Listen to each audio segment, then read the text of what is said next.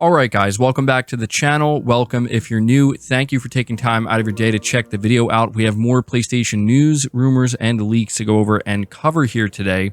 Do me a favor before we dive into these topics. If you enjoy the video or find it informative, be sure to leave it a like. And if you are new here to the channel, please consider hitting that subscribe button as well.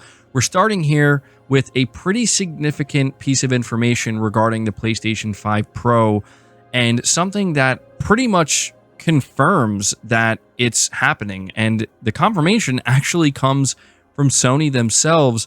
This is being reported by PlayStation Lifestyle. It says the official PS5 Pro reveal has come in an unexpected way. PlayStation's 30th anniversary celebration artwork. The mid-gen upgrade's design was first leaked by a reliable insider last week, and hawk-eyed fans quickly noticed an eerily similar looking design tucked away within the artwork that Sony shared the other day. And so we actually can see on the 30th anniversary artwork, I believe this was first pointed out by Wario64, that there's actually what seems to be a PS5 Pro silhouette right between the PlayStation logo and the 3. And it's very easy to miss, and it's very easy when you're just like kind of glancing at it to assume you're just looking at like the PS5 Slim. But as you can see, it has the 3 black lines, not the one line going through it. And to kind of highlight this further, they do have the regular PS5 Slim there with the singular line. And so because of that, yeah, we are essentially looking at Sony basically showing us the PS5 Pro before it's actually officially revealed. And this is really funny because I actually went on this blog post and was looking right at it and didn't even realize it. But it also does seem to confirm the leaked design that we've been seeing floating around, that, yeah, it's going to kind of have those 3 lines down the middle, but basically generally look almost identical to the base PS5. And so it's actually a really cool way for them to kind of tease this during the 30th anniversary, or at least with their 30th anniversary blog post. And, you know, people were kind of wondering like, whoa, was this a mistake? Was it photoshopped? Or, you know, did Sony do this by accident? And it seems pretty clear that they did this purposely, because the posts are still up, right? They not only put it in their PlayStation blog, but they put it on Instagram as well. And they have not taken these images down. So it seems very much like it was intentional. Now, it's worth reiterating here for those who maybe missed it that an insider that goes by the name Lunatic Ignis, they went on to say that the PS5 Pro reveal is expected to happen early next week. So that would actually be this week at this time. They were saying Tuesday or Wednesday. So guys, you're definitely going to want to be on the lookout over the next couple of days if you are interested in this announcement. And it will be very interesting to see how it all plays out. But I wanted to let you guys know that Sony pretty much did confirm the PS5 Pro, and we are on the doorstep of the official announcement. But moving on to the next topic, we're talking about Astro Bot DLC, again coming from PlayStation Lifestyle. Players have been discovering potential references to unannounced Astro Bot DLC over the game's launch weekend. Hawk-eyed users noticed that Astro Bot's credits contain copyright notices for all the games that made an appearance during the campaign, but some of the games and studios Sony gave a shout out to are currently absent. As collected by Reddit user Golden Boss 6, here are the games that were mentioned in Astro Bot's credits, but were not actually featured during the campaign. So I'm going to let you know now that this could potentially be spoiler territory, but honestly, there's nothing here that's crazy or anything like that. But I figured I would just kind of give you this warning, so maybe you can skip ahead if you're not interested. But the games are Stellar Blade, Assassin's Creed, Rise of the Ronin, Worms, Rayman, Beyond Good and Evil, and Croc Legend of the Gobos. Interestingly, Astro Bot's concept art also contained characters that aren't currently in the game, as pointed out by VGC. The art showed Sweet Tooth from Twisted Metal and Fat Princess bots.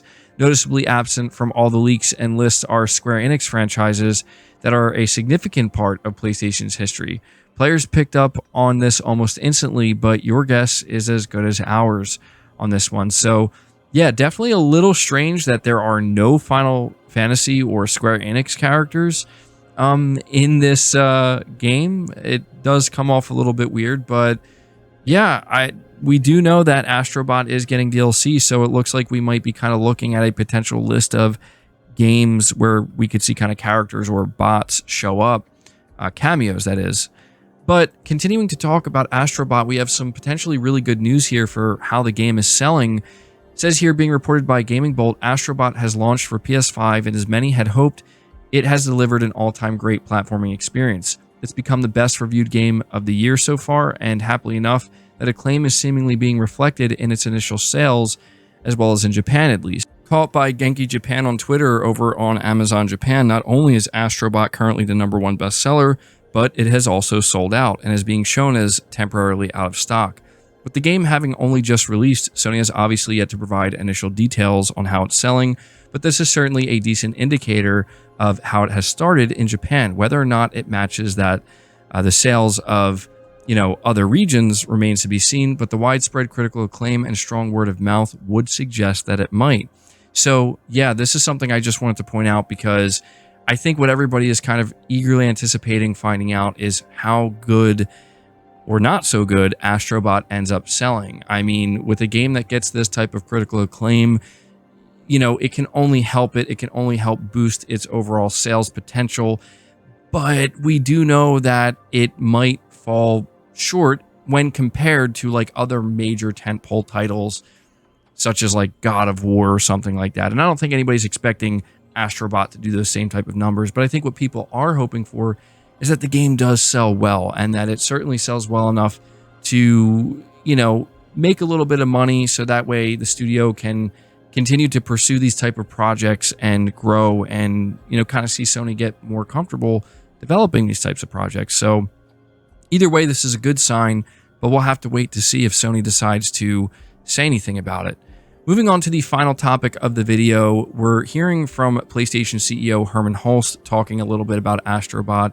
It says here, Sony Interactive Entertainment CEO Hermen Hulst has said that PlayStation's portfolio of great games has become more diverse over the years, and the platform boasts a bigger community than ever before. Hulst made these comments during the latest episode of the official PlayStation podcast, where he and Team Asobi's Nicolas Duche talked about Astro Bot's successful launch. The podcast was focused on Astro Bot, so it's no surprise that Hulst did not bring up Concord, but the gaming community did notice, especially since the podcast went live on the same day that Concord actually went dark. Game launches are massively important, and they're different for every team, Hulst said while explaining his special interest in Astro Bot. In my new role as a CEO of the studio business group at SIE, I look a little bit more at the business aspect of the launch. Hulst went on to say that it's very important for PlayStation Studios to target various genres, including the family market. PlayStation has a bigger community than it's ever had, and I think our portfolio of great games is more diverse now, Hulst continued.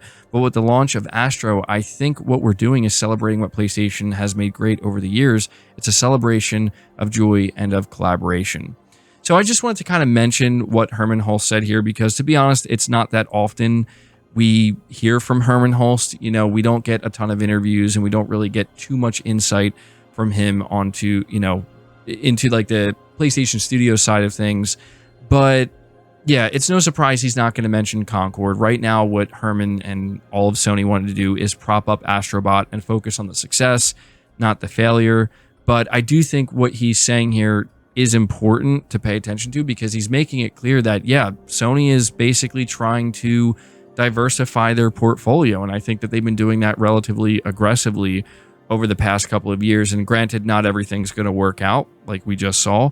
We are going to see major success stories like what we're seeing right now with Astro Bot. And so overall, I do think that it is the right call to try to diversify. I think generally speaking, people want more games in different genres, certainly from PlayStation Studios. We want to see them, continue to do what they do best and not stray too far away from that. But just adding more on top of that can be something like what we're seeing now with Astro Bot can only be a good thing.